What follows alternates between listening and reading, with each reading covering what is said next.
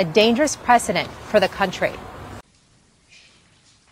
The level of part of the reason that I have been paying attention to this story, and I have a feeling we're going to be stuck on it now for a while, is because if you look at this through sort of the other side of the telescope, if you look at this through the eyes of crazy Trump world, the level of excitement in crazy Trump world about what's going on in Arizona is hard to overstate.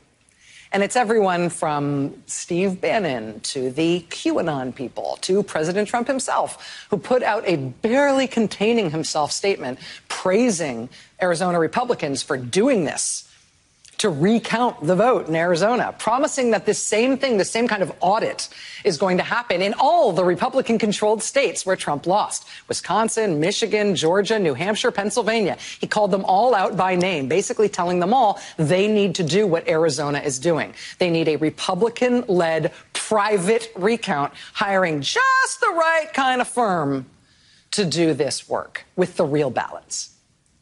He says they're going to do this in all those states and overturn the results in all those states. Yeah, if you get just the right people in there to conduct this audit, I'm sure it'll go exactly the way you want it to. The count continues in Maricopa County's controversial audit of the 2020 general election. Keep in mind, several audits found no problems. Our election was deemed secure and without fraud. And while another audit is not going to change the outcome of the election, Arizona's top election official tells us what it could change. Liz Elan joins us live tonight from Veterans Memorial Coliseum to explain. Liz? Yes, as we speak, there are 2.1 million ballots being recounted by hand after this audit was sparked by the Republican-controlled state Senate. Arizona Secretary of State Katie Hobbs warns that the audit happening here could set a dangerous precedent for the country. The story is on the front page of today's New York Times, and it's not the first thing I read in the paper, but once I started reading it, I was horrified. Most of the people who bended and yielded to this demand for, I think, what is a fourth recount of the recounted votes were threatened. Their lives were threatened, their children were threatened, their spouses were threatened, their homes were put under 24-hour police protection. And I wonder if this is where we are, that the extremists inside the Republican Party are now demanding audits where none is needed. Let's head to Arizona, where Republicans are recounting 2 million ballots by hand in Maricopa County, nearly 6 months after the presidential election. And just a reminder, President Biden beat former President Trump in the state by 10,000 votes. Vaughn Hilliard is checking in with voters in Phoenix.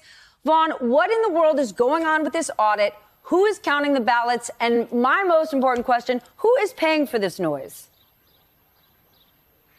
Good question, Stephanie, because most of those we don't have answers to. We actually have no idea who are actually these hand counters. We don't know who's paying for this audit. In short, this was the Republican-led state Senate that subpoenaed Maricopa County's 2.1 million ballots from November. And you'll recall Maricopa County, which makes up about 60% of the electorate in Arizona, it flipped in favor of Joe Biden in 2020. And Arizona flipped as a state as a whole. And it is the state Senate that actually hired an outside consultancy firm called, quote, Cyber Ninjas.